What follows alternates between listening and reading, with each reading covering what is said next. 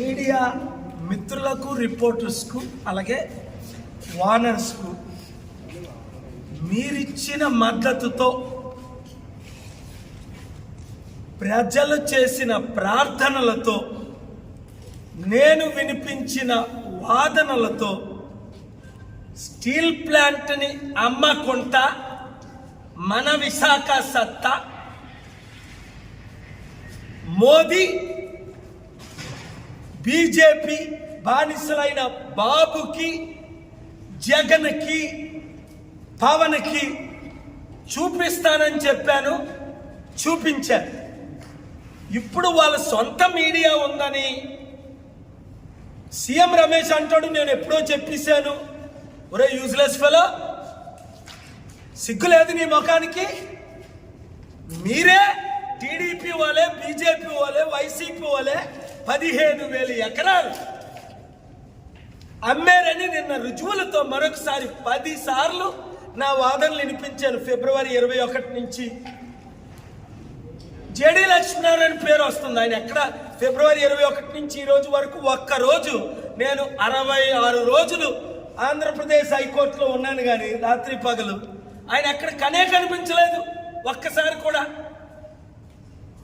తమ్ముడు నేనంటే ఇష్టం, కానీ ఇక్కడ కొత్తోడు ఒకడు పుట్టాడు, ఈ భరత్ గాడు.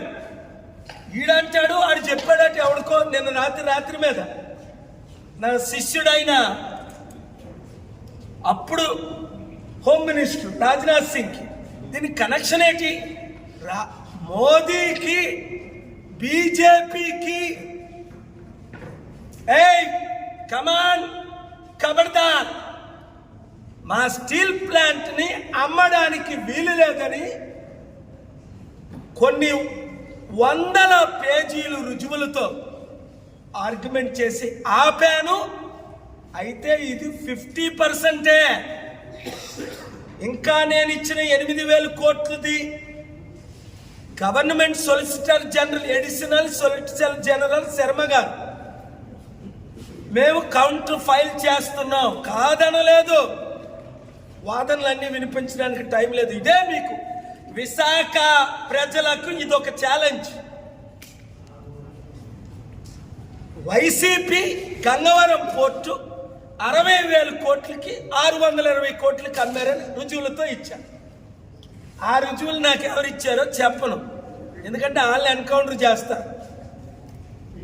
కానీ నిజంగా హీరోస్ నిర్వాసితులు నాతో పాటు కోర్టులో నిలబడ్డారు. వచ్చి ఈ ఇడియట్స్ ఒకరున్నారు, పోరాట కమిటీలో 26 మందిలో 4 ఉన్నారు. ఆ 4 గురించి ఆలు అమ్ముడు పోయారు. అమ్మింది ఎవరు? ముందు కాంగ్రెస్ వాళ్ళు అమ్మేశారు భూములు 1000 ఎకరాలు, తర్వాత టీడీపీ వాళ్ళు అమ్మారు, ఇప్పుడు వైసీపీ వాళ్ళు అమ్మారు, మిగిలింది బీజేపీ వాళ్ళు అమ్ముతున్నారు. ఇప్పుడు అంటాడు వెళ్ళి చంద్రబాబు నాయుడు, నేను ఆపేస్తాను. రే బుద్ధిలేని, ఒళ్ళు మండిపోతుంది నాకు వీళ్ళ మీద. మీరేమో మా భూములు అమ్మేసి మోదీకి తొత్తులై, మీరు జైల్లో ఉండేటప్పుడు బీజేపీకి బానిసలై ఈరోజు టీడీపీ 100 సీట్లు గెలుచును. ఎందుకు గెలరు అంటే బీజేపీకి బానిసలై క్రిస్టియన్, ముస్లిం 30% ఓట్లు పోగొట్టుకున్నందుకు.